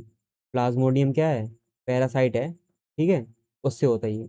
बैक्टीरिया तो यहाँ पे पता है कि मादा एनाफिलीज मच्छर है, तो वो अगर इंसानों को काटती है तो वहां से ही फैलता, और जबकि नर मच्छर है वो नहीं काटता, वो केवल पौधों से रस चूसता, ये बता दिया था मैंने पहले आपको, ठीक है। then संक्रमण का प्रभाव, तो शरीर में प्रवेश करने के बाद ये लीवर हो गया, आरबीसी हो गया, इनको संक्रमित करके नष्ट करना शुरू कर देता। आरबीसी का तो हमने देखा यहाँ पर किस तरीके से जो नई बनी हुई आरबीसी हैं उन पर अंदर छुप जाता, फिर जब दवाई लेते तो वो दवाई आरबीसी लड़के दोनों एक दूसरे खत्म कर देते और पैरासाइट बचा रह जाता, ठीक है। तो वो यहाँ बताया कि एनीमिया की प्रॉब्लम बढ़ सकती, तेज बुखार के लक्षण हो सकते हैं। Got it. फिर यहाँ पे प्लाज्मोडियम वायरस की प्रजाति थी, तो यहाँ पे जो सबसे खतरनाक है वो यही वाला है, ठीक है। जो साउथ ईस्ट एशिया है वहाँ पे यही वाला फैला अधिकतर। Got it. फिर बताएं यहाँ पे जो इंडिया के अंदर है वो ये वाला है, जो इतना खतरनाक नहीं है, ठीक है। भारत दक्षिण जो पूर्व एशिया है वहाँ पर इसकी ज़्यादा पाई जाती है। Got it. दुनिया भर में जो सबसे खतरनाक है वो ये वाला है, इसमें प्लाज्मोडियम फैल्सीफेरम। जो इंडिया के अंदर है वो ये वाला है, प्लाज्मोडियम विवेक्स। तो ये भी क्वेश्चन बन सकता है कि इंडिया के अंदर कौन सा पाया जाता है। और भी है, plasmodium malaria, plasmodium ovale, plasmodium plasmodium knowlesi, ये अधिकतर बंदरों में मिल रहा, लेकिन देखा गया कि यहाँ पे क्या हो रहा, इंसानों में मिल रहा, ठीक है। बाद में तो बंदरों में मिलता था, अब इंसानों में दिखाई दे रहा है ये साउथ ईस्ट एशिया वहाँ पर। तो जूनोटिक संक्रमण ये क्या है, ये एक जूनोटिक संक्रमण हो गया, ये जानवरों से इंसानों में फैल रहा। तो इस तरीके से यहाँ पे क्या टाइप्स दिए, कई कई प्रकार के होते, प्रजातियां दी किसकी, प्लाज्मोडियम पैरासाइट की। और फिर जो हाल ही के वैक्सीन के बारे में जैसे बताएं यहाँ पे, मॉसरेक्स हो गया, ठीक है, R21, मतलब मॉस्क्विरेक्स हो गया, ठीक है। तो इसमें ये दुनिया की पहली मलेरिया की वैक्सीन है जिसे WHO ने अनुशंसित किया। ये जो फैल्सीफेरम है ना ऊपर, प्लाज्मोडियम फैल्सीफेरम, उसके खिलाफ काम करना, जो सबसे खतरनाक वाला है, उसके खिलाफ काम करता है ये। फिर यहाँ पे जो इंडिया की है जो दूसरी वैक्सीन है, हाल ही में WHO ने इसको भी मंजूरी दी। इसको ऑक्सफोर्ड यूनिवर्सिटी और भारत का जो serum institute of India Pune है उसने विकसित किया, ठीक है। तो ये क्या होगा, प्रभावी होगा, उत्पादन में सस्ता भी होगा क्योंकि भारत ने बनाया ये। Got it. तो ये रिसेंट की भी खबर थी, पिछले साल की, ठीक है, पहले से न्यूज़ में थी ये सब। Got it. तो सरकार की कुछ पहले भी होंगी, जैसे 2030 तक पूरी तरीके से खत्म कर देना इसको, कि एक भी केस न रहे मलेरिया का। फिर high burden to high impact, WHO भारत सरकार ने एक पहल शुरू करी 2019 में, लॉन्च किया गया था इसको, कि इसका मुख्य फोकस जो मलेरिया के प्रकोप वाले सबसे ज़्यादा जहाँ प्रकोप है, उड़ीसा, झारखंड, मध्य प्रदेश, छत्तीसगढ़, इन सब राज्यों पे ज़्यादा फोकस करना, ठीक है। फिर उसके बाद राष्ट्रीय बैक्टीरिया जनित रोग नियंत्रण, जो बैक्टीरिया जनित मतलब कि malaria, dengue, chikungunya, Japanese encephalitis, kala-azar, filaria, इन सब बीमारियों को रोकने के लिए एक नोडल एजेंसी है ये, ठीक है, एक कार्यक्रम है। Got it. देन उसके बाद मलेरिया मुक्त प्रमाण, कि WHO किसी भी देश को मलेरिया मुक्त तभी कहता कि जब लगातार 3 साल तक कोई भी मलेरिया का केस ना आए उसके अंदर ही अंदर, है ना। स्थानीय मतलब इंडिजीनियस ट्रांसमिशन में कोई भी क्या मामला नहीं निकले, जैसे हाल ही में जो केप वर्दे कंट्री है अफ्रीका की, उसको मलेरिया मुक्त करा गया, क्योंकि वहाँ पे वही यही कंडीशन भी बनी होगी कि 3 साल तक वहाँ पे कोई मलेरिया केस नहीं आया होगा। ठीक है। फिर कुछ पॉइंट्स हैं, थोड़े एडवांस पॉइंट हैं कि मलेरिया के खिलाफ जो एंटी माइक्रोबियल रेजिस्टेंस है बड़ी समस्या है। टी जो प्लाज्मोडियम फैल्सिफेरम है, परजीवी में आर्टिमिसिनिन मलेरिया की मुख्य दवा के प्रति प्रतिरोधक क्षमता डेवलप कर ली। हाँ बिल्कुल कर ली, यही तो पढ़ लेते हैं अपन। फिर मलेरिया कोई छूत बीमारी नहीं है, ये एक व्यक्ति से दूसरे व्यक्ति में सीधे नहीं पहुंचती। ठीक है, इसको भी समझ सकते हैं, कोई वायरस बैक्टीरिया की जैसी है नहीं ये। Got it. तो छूत की बीमारी नहीं है ये। फिर जेनेटिकली मॉडिफिकेशन हो रहा, बिल्कुल हो रहा है यहाँ पर। मच्छरों में भी हो रहा, बिल्कुल हो रहा है ना। तो इसको और कैसे कि हाल ही में जीन ड्राइव का कॉन्सेप्ट देखा गया था, इससे रोक सकते हैं मच्छरों की आबादी। मतलब एक मच्छरों में चेंजेस करेंगे तो उसको छोड़ देंगे तो मच्छरों की आबादी जो होगी उसमें ये वायरस पनप वायरस कह रहा मैं, ये पैरासाइट पनपेगा नहीं। तो मतलब एक तरीके से जीन ड्राइव का कॉन्सेप्ट है कि मलेरिया को रोकने की, बस दैट्स इट, इतना ध्यान रखना है इसमें। ठीक है। मच्छरों के अंदर हम नहीं चेंज करते, ठीक है, उसमें मच्छरों का यूज करते हैं। फिर उसके बाद नेक्स्ट टॉपिक है not binary, India can save it's forest by winning war on poverty. अब यहाँ पे बताया गया है जो गरीबी है, सबसे पहले इसको मिटाओ, तभी तो आप जाके फॉरेस्ट को बचा सकते हो। आप फॉरेस्ट को बचाने में लगे हो लेकिन गरीबी खत्म नहीं कर रहे, तो फॉरेस्ट बचना नहीं है। मतलब ये दोनों एक ही दूसरे के पहलू हैं, ये बताया। दोनों एक दूसरे की चीजें हैं, गरीबी हटाओगे तो फॉरेस्ट अपने आप बचेंगी, तो उसी का यहाँ पे एनालिसिस किया हुआ है। ठीक है। तो यही लिखा हुआ है कि forest with more poor household and communities that depend more on fuel wood मतलब कि जो जंगल की लकड़ियाँ होती हैं, were also found to have less diverse tree species. मतलब ऐसा एरिया जहाँ पे लोग लकड़ी पे डिपेंडेंट हैं खाना बनाने के लिए, वहाँ पे कम डाइवर्सिटी मिल रही पेड़ों की।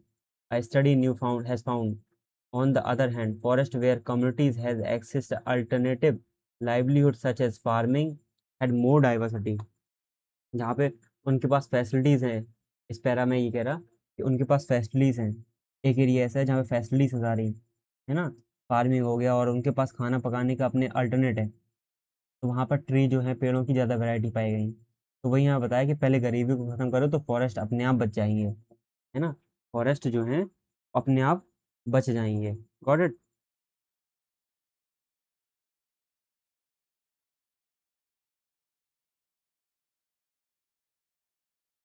ठीक है, इसको आगे पढ़ते कि हाल ही में जो नेचर सस्टेनेबिलिटी के जो पत्रिका है उसका अंतर्राष्ट्रीय प्रकाशन हुआ वगैरह वगैरह जो भी हो, उसमें इंडियन स्कूल ऑफ बिजनेस के भी शोधकर्ता शामिल थे, तो ये न्यूज़ में आ गया अपना। ठीक है, तो इसको पढ़ते अपन। तो जो मेन न्यूज़ थी, छोटी मोटी न्यूज़ ये थी, लेकिन यहाँ पर जो मेन है, नॉट बाइनरी यहाँ पर शीर्षक था इसका कि दो विकल्प नहीं है अपने पास, या तो वैसा कुछ नहीं है यहाँ पर। ठीक है।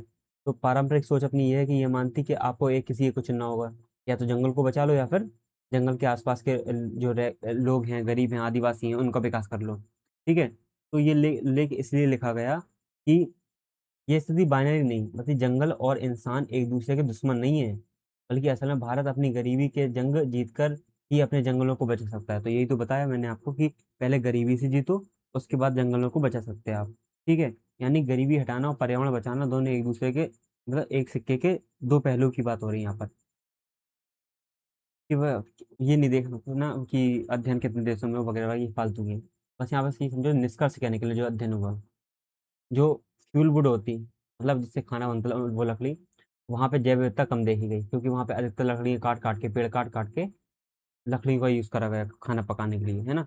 वो यहाँ पे बताया कि जिन जंगलों के आसपास अधिक गरीब रहते हैं, तो वो खाना पकाने के लिए लकड़ी का यूज़ करते हैं। तो वहाँ पे जो ट्री स्पीसीज है उसमें डाइवर्सिटी कम है ना, क्योंकि वहाँ पर मजबूरी के कारण लोग अंधाधुंध पेड़ काटते हैं, वहाँ पे जो इकोसिस्टम है वो खराब कमजोर हो जाता। ठीक है। Got it. फिर वैकल्पिक आजीविका जादुई सर, इसके विपरीत जिन क्षेत्रों में स्थानीय समुदाय के आय भोजन के अन्य विकल्प हैं, जैसे खेती, गैर कृषि चाहे भैंस बकरियां पालना हो, तो जंगलों में वहाँ पे ज़्यादा विविधता देखी गई। वहाँ पे जंगलों में ज़्यादा विविधता देखी गई, वो यहाँ बताया हुआ है। ठीक है। देन उसके बाद गरीबी नहीं, विकल्प की कमी है। शोधकर्ताओं ने स्पष्ट किया कि गरीब लोग जानबूझकर जंगल नष्ट नहीं करते, बल्कि उनके पास विकल्प नहीं है। अब खाना पकाने के लिए लकड़ी तो चाहिए और विकल्प भी नहीं है, तो उनके पास ऊर्जा आजीविका कोई अन्य विकल्प ना होने के कारण ऐसा करने के लिए मजबूर हैं वो लोग। ठीक है, कि जंगल में लकड़ी है तो फिर मजबूर है, काटनी पड़ेगी, कुछ है ही नहीं उसके बाद। ठीक है। एंड किलेबंदी संरक्षण, जो फॉरेस्टर कंजर्वेशन का कॉन्सेप्ट है, उसकी विफलता। अब पारंपरिक संरक्षण ये कहता है कि मान लो किलेबंदी कर दी तो वहां से आदिवासी जो वनवासी लोग हैं, पहले से रह रहे हैं, उनको निकालना पड़ता था। तो वो चीज़ यहाँ पे ना हो, उसके लिए कम्युनिटी लेड कंजर्वेशन की बात करी यहाँ पर, कि भाई आदिवासी लोग पहले से रह रहे हैं, उनको मालूम है किस तरीके से जंगल को कंजर्व किया जाता। Got it? किस तरीके से जंगल को बचाया जाता। तो उनको निकालना एक बहुत बड़ा गलत कदम है। ठीक है, तो वो यहाँ बताया हुआ है। तो अगर उनका संरक्षण करोगे, उनको रहने दोगे, तो वो उनको मालूम है किस तरीके से जंगल को बचाना है, तो अपने हिसाब से देख लेंगे और जंगल सुरक्षित रहेगा उनके हाथों में। ठीक है। गरीब पर्यावरण गठजोड़, तो पर्यावरण को बचाने के लिए सामाजिक आर्थिक विकास जरूरी है। आप जंगलों को तब तक नहीं बचा सकते जब तक उन पर 27 करोड़ भारतीयों की बुनियादी जरूरतें पूरी ना हो। तो इतने लोग समथिंग समथिंग ये बताया है कि जंगल पर डिपेंडेंट हैं।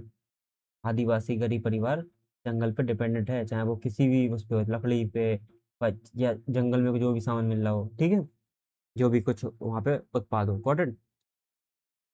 तो पहले गरीबी मिटाओ, फिर उसके बाद जंगल अच्छी तरह बचा सकते हैं आप, क्योंकि इनके पास ऑप्शन नहीं है गरीबों के पास। फिर उसके बाद योजनाओं का पर्यावरण का सीधा प्रभाव। भारत सरकार की पीएम उज्ज्वल जो योजना है वो बेहतरीन योजना है ना।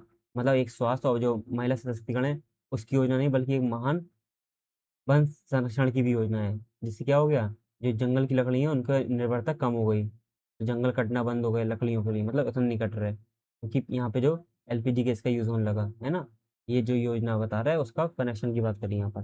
फिर आगे की राह यहाँ पर वही बताई कि जो SDG 15 है, जिसमें वन क्षेत्र और जैव विविधता को बचाने की बात करते, तो आगे की राह में क्या यूज कर सकते हैं।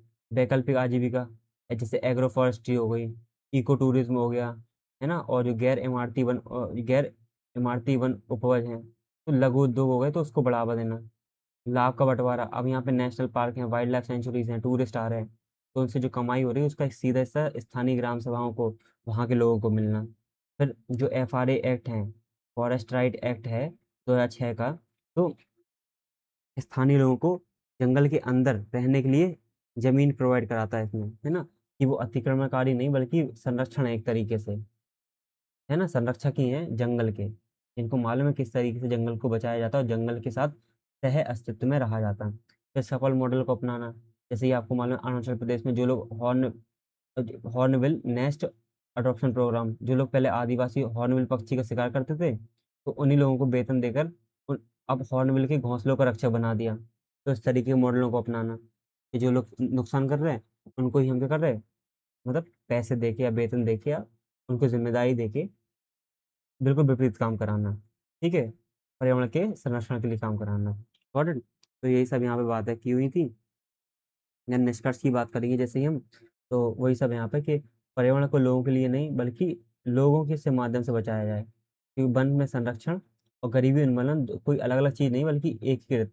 इसके लिए इंटीग्रेटेड पॉलिसी बननी चाहिए। ऐसा कोई निष्कर्ष लिख सकते हैं अपने मन से भी, जरूरी नहीं यही निष्कर्ष निकले अपने को, अपने मन से भी बहुत सारी चीजें ऐड कर सकते हैं। Got it? तो इसके बाद नेक्स्ट टॉपिक है a giant world of fungi beneath our feet. हमारे पैरों के नीचे फंगस का क्या है, एक वर्ल्ड है बहुत बड़ा।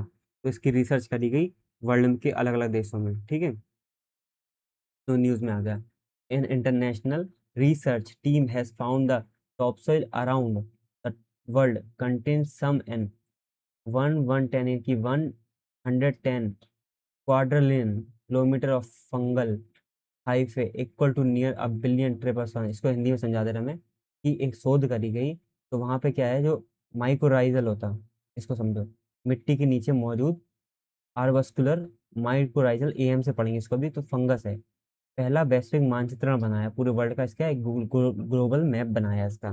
ठीक है, तो उसकी बात कर रहे हैं यहाँ पर, कि जमीन के नीचे, मिट्टी के नीचे पाया जाता है, टॉप सॉइल के नीचे। ठीक है, तो इसके निष्कर्ष क्या निकले, कि विशाल नेटवर्क, मतलब पूरी दुनिया में इतना, 1 बिलियन ट्रिलियन नहीं, क्वाड्रिलियन किलोमीटर लंबी क्या है, कवक की धागीनुमा संरचना जुड़ी हुई है, जिसे हम हैफे कहते हैं। मतलब जो फंगस है ना, वो जमीन के अंदर ऐसे कनेक्टेड है तार के द्वारा, जिसे हम हैफे कहते हैं। और उसकी लेंथ देख रहे हैं कितनी है, 1110 क्वाड्रिलियन किलोमीटर।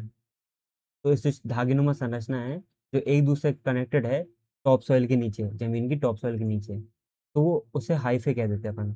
अब इसकी दूरी जो ये लिखी हुई है दूरी, वो इतनी है कि पृथ्वी से सूर्य तक के जो चक्कर है वो 1 अरब चक्कर लगा सकते हैं अपन।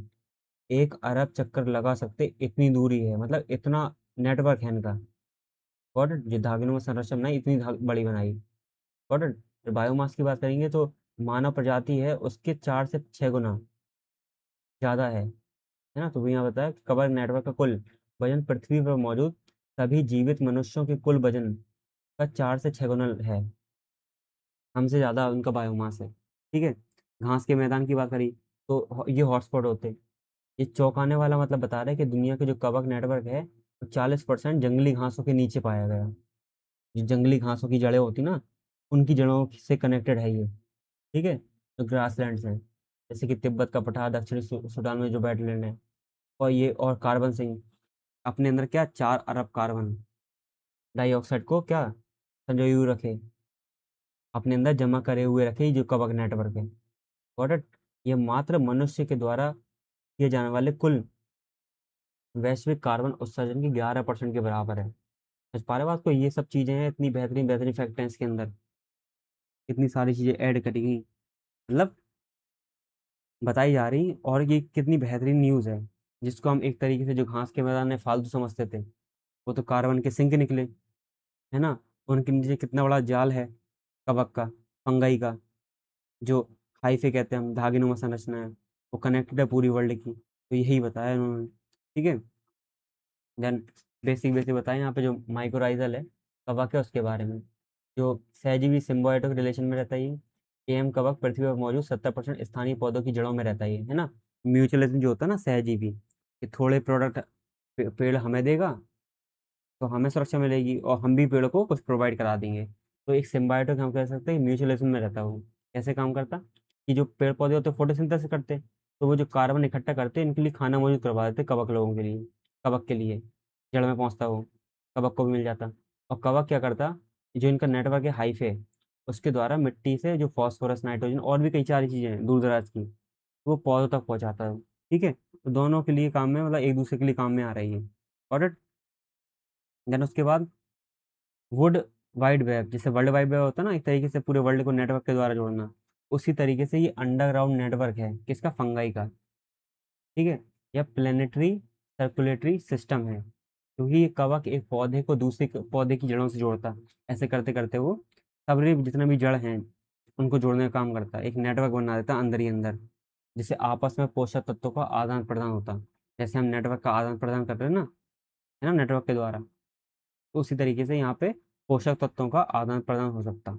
और फिर महत्व की बात करोगे तो घास के मैदानों का संरक्षण करना, है ना। अभी तक इनको फालतू मान रहे थे ऐसे कि जलवायु नीति जो क्लाइमेट पॉलिसी है, सारा ध्यान केवल वनों की कटाई को रोकने के पर लगा। अब जो साबित हो रहा है यहाँ पर अध्ययन से, रिसर्च से साबित हो रहा कि जो ग्रासलैंड है उसके नीचे ही बहुत सारा कार्बन दबा हुआ है। अगर ग्रासलैंड खत्म होगा तो यहाँ पे वो कार्बन क्या उड़ जाएगा, उड़ जाएगा, वो कार्बन इन्वायरमेंट में रिलीज हो जाएगा, तो वो ना हो। तो घास के मैदानों की पृथ्वी पर नीचे कार्बन जमा है, सबसे बड़े फंगल इंफ्रास्ट्रक्चर हैं। वनों की तुलना में घास के मैदानों की कृषि भूमि 4 गुना तेजी से बढ़ रही है। मतलब वन तो इतने नहीं काटे जा रहे जितने जो घास के मैदान है उनको कृषि क्षेत्रों में चेंज किया जा रहा। और कृषि होती है तो वहां पे जो प्लोइंग होती है, जो जुताई होती है, वो काफी गहरी करते हैं, जिससे क्या होता है, उनके धागे टूट जाते हैं। जो हाईफे की संरचना है ना धागेनुमा, वो टूट जाती है, जिससे वो उनका नेटवर्क है वो कमजोर हो जाता है। ठीक है। तो धीरे धीरे सड़के क्या करते, कार्बन रिलीज कर देते हैं वो एनवायरमेंट में। Got it. तो जलवायु परिवर्तन से लड़ाई, तो मिट्टी की जैव विविधता को बनाए रखना, है ना। अब जैव जो वैश्विक जलवायु रणनीति का अहम हिस्सा बनाना होगा। यदि कवक नष्ट हो जाता तो मिट्टी में जो अरबों टन कार्बन जमा है वो वायुमंडल में, इन्वायरमेंट में निकल जाएगा। तो और ग्लोबल वार्मिंग, क्लाइमेट चेंज होगा। फिर फूड सिक्योरिटी, रसायनों का उपयोग किए बिना जो खेती करने की बात करी जाती, तो कवक एक आवश्यक है। क्यों, कवक पोषक तत्व देता पेड़ पौधों को, है ना। नाइट्रोजन, फास्फोरस, पोटेशियम, ये सब क्या मिट्टी से निकाल के, अलग जगह से निकाल के वो जो कवक है वो जड़ों को देता, और पौधे का विकास होता, पेड़ का विकास होता। Got it. देन मुख्य खतरों की बात करें कि कवक जो नेटवर्क है उसको खतरे कौन कौन से हैं। क्रॉपलैंड की मालूम है हमें कि कृषि भूमि में कवक नेटवर्क 50% से कम हो गया। जो जमीन के नीचे इसकी बात करी ना अपन ने, वो लगभग 50% से कम हो गया। इसके मुख्य कारण बताया कि प्लोइंग का कॉन्सेप्ट, कि गहरी जुताई कर दी, ठीक है, तो टिलिंग कर रहे हैं हम, वो गहरी कर दी। अब गहरी करने से जो धागेनुमा संरचना थी ना हाइफे, वो टूट गई। Got it? तो वो टूटने से जो न्यूट्रिशन, जो पोषक तत्वों का आदान प्रदान हो रहा था वो रुक गया, तो प्रॉब्लम बढ़ गई वहां पे, है ना। देन उसके बाद रासायनिक उर्वरक का यूज करना, कवकनाशी का यूज करना। तो यूरिया, डीएपी, रसायन का यूज करने से जो पौधे कवक पर निर्भर होना बंद हो जाते हैं, है ना। इसका धीरे धीरे वो खत्म हो जाते हैं, क्योंकि नहीं रहेंगे तो कवक क्या होंगे, कवक को भी पोषक तत्व नहीं मिलेंगे वो, तो धीरे धीरे क्या हो जाते हैं, वो खत्म हो जाते हैं।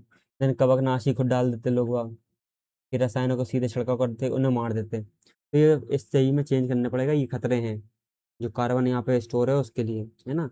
बहुत सारी चीज़ें हैं, तो यहाँ पे पूरा समझा दी मैंने। तो निष्कर्ष की यहाँ पे बात करी, तो जलवायु परिवर्तन, खाद्य सुरक्षा जैसी समस्याओं का समाधान के लिए जमीन में पेड़ लगाकर नहीं, बल्कि जमीन में जो लिविंग इंफ्रास्ट्रक्चर बना हुआ है मिट्टी और कवक का, उसको भी बचाना ज़रूरी है, ठीक है।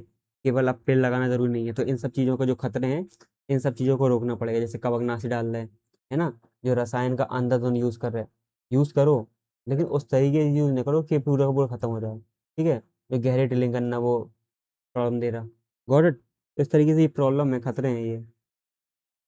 निष्कर्ष आप अपने मन से भी ले सकते हैं जितना हमने समझा यहाँ पर, ठीक है। तो यहाँ पे एक और टॉपिक है इंटरनेशनल योगा डे 21 जून, वर्ल्ड म्यूजिक डे 21 जून। तो उसी के बारे में यहाँ पे बताया हुआ है कि दोनों एक ही दिन 21 जून को मनाए जाते हैं, किस 21 जून को, ठीक है। इंटरनेशनल योगा डे के बारे में बात करेंगे, तो ये योग जो है वो भारतीय संस्कृति जो है उसकी अमूल्य धरोहर है ना। हमारा हमारा उपहार है वर्ल्ड को, हमने गिफ्ट दिया वर्ल्ड को। तो वो यहाँ पे बताया कि जो भारत के प्रधानमंत्री हैं उन्होंने 11 दिसंबर 2014 को यूएनजी की जो असेंबली हुई थी, मीटिंग हुई थी, उसमें 21 जून को अंतर्राष्ट्रीय योगा दिवस घोषित करने की बात करी, है ना। और पहला योगा दिवस कब मनाया गया था, वो 2015 के आसपास मनाया गया था, 2015 में, ठीक है। और 2026 की जो थीम है वो है योगा फॉर हेल्दी एजिंग, स्वस्थ उम्र बढ़ने के लिए योगा। मतलब बताया यहाँ पे कि जिस तरीके से डेमोग्राफिक चेंज हो रही, चुनौती आ रही है ना, बुजुर्ग बढ़ते जा रहे हैं, बुजुर्गों की आबादी बढ़ती जा रही, तो किस तरीके से वो स्वस्थ रह सकते, आत्मनिर्भरता को अपना सकते। और फिर बताया कि योगा जो है वो किस तरीके से भारत की सॉफ्ट पावर को दर्शाता है ना। सांस्कृतिक जो कल्चरल डिप्लोमेसी है उसको बताता भारत की, है ना। कि योग किसे भारत का वैश्विक स्वतंत्रता, विश्व गुरु और शांति दूत के रूप में स्थापित करने में मदद मिली। ये भारतीय विदेशी नीति का एक प्रमुख सांस्कृतिक उपकरण बन गया, ठीक है। और मतलब बिना सैन्य और आर्थिक दबाव के हम क्या दूसरे देश को आकर्षित कर सकते हैं। इसे ही सॉफ्ट पावर कहते हैं, कि हम बंदूक का यूज नहीं करा, हमने अपनी सॉफ्ट पावर का यूज करा, ठीक है। फिर स्वास्थ्य कल्याण जो SDG 3 है, जिसको हेल्थ के बारे में बात करता है, तो उसको उसमें सहायता मिलेगी। जो नॉन कम्युनिकेबल डिसीज हैं उनको रोकने में सहायता मिलेगी, है ना, प्रिवेंटिव केयर करने में सहायता मिलेगी। और फिर जो हमारा आयुष है, जो आयुष प्रणाली है, जो आयुर्वेद यूनानी आ, आयुर्वेद, योग, यूनानी, सिद्ध, होम्योपैथी, ये जो आयुष है उसको बढ़ावा मिलेगा, है ना। जैसे कि WHO द्वारा गुजरात में स्थापित global centre for traditional medicine इसी की दिशा में एक कदम है ना। तो इसको पारंपरिक योगदान ये भी हमारा दिया हुआ है विश्व को, ठीक है। तो यहाँ बताया किस तरीके से भारत की जो सॉफ्ट पावर है वो चेंज ला रही है वर्ल्ड के अंदर, हमने क्या क्या वर्ल्ड को दिया है इधर से। Got it. World music day के बारे में बताया, ये भी 21 जून को मनाया जाता है। अभी इतना इंपॉर्टेंट नहीं है कि 1982 में जो फ्रांस के तत्कालीन वहाँ के संस्कृति मंत्री थे उनके द्वारा स्टार्ट किया गया था, और किस तरीके से ये ग्लोबलाइजेशन के कॉन्सेप्ट में आ गया, जो मॉरिस फ्लैट द्वारा दिया वगैरह वगैरह, पढ़ सकते हैं इसको। ऐसा इम्पोर्टेंट है नहीं, ठीक है, क्योंकि 21 जून को वो डे मनाया जाता है, इसलिए मैंने डाल दिया था ना। बस पता होना चाहिए कि इंटरनेशनल योगा डे भी मनाया जाता है और म्यूजिक डे भी मनाया जाता है। Got it. तो इसको पढ़ सकते हैं, बिल्कुल, ठीक है। कोई एज सच इम्पोर्टेंट नहीं है, बिल्कुल भी इम्पोर्टेंट नहीं है, ठीक है। Got it. इसको बिल्कुल देख सकते हैं कि जो कल्चरल ग्लोबलाइजेशन किस तरीके से हो रहा है, कि केवल फ्रांस से निकला और पूरे देश में, पूरे वर्ल्ड में एक आंदोलन बन गया, है ना। सीमाएं किस तरीके से पार करें इस चीज़ में, ठीक है। फिर इसके बाद इंटेंजिबल कल्चरल हेरिटेज, संगीत विभिन्न समुदायों की पहचान और सांस्कृतिक विविधता, कल्चरल डाइवर्सिटी को बताता, उसको संरक्षित रखना जरूरी है इस तरीके की बात करी यहाँ पर। ठीक है, तो यहाँ पे देख सकते हैं कि शांति स्थापित करना, अनेकता में एकता की बात करता है जो म्यूजिक है। फिर 21 जून क्यों ऐसा भौगोलिक जुड़ाव है? 21 जून को क्या होता है? समर सोलिस्टिस होता है, मतलब सन है वो कर्क रेखा पे सब चमकता है, सबसे लंबा तो होता है ना, तो सबसे लंबा दिन होता है ये। ट्रॉपिक ऑफ कैंसर के सबसे मतलब परपेंडिकुलर आ जाता है ये ट्रॉपिक ऑफ कैंसर के। ठीक है, तो यह इसको समर सोलिस्टिस कहते हैं।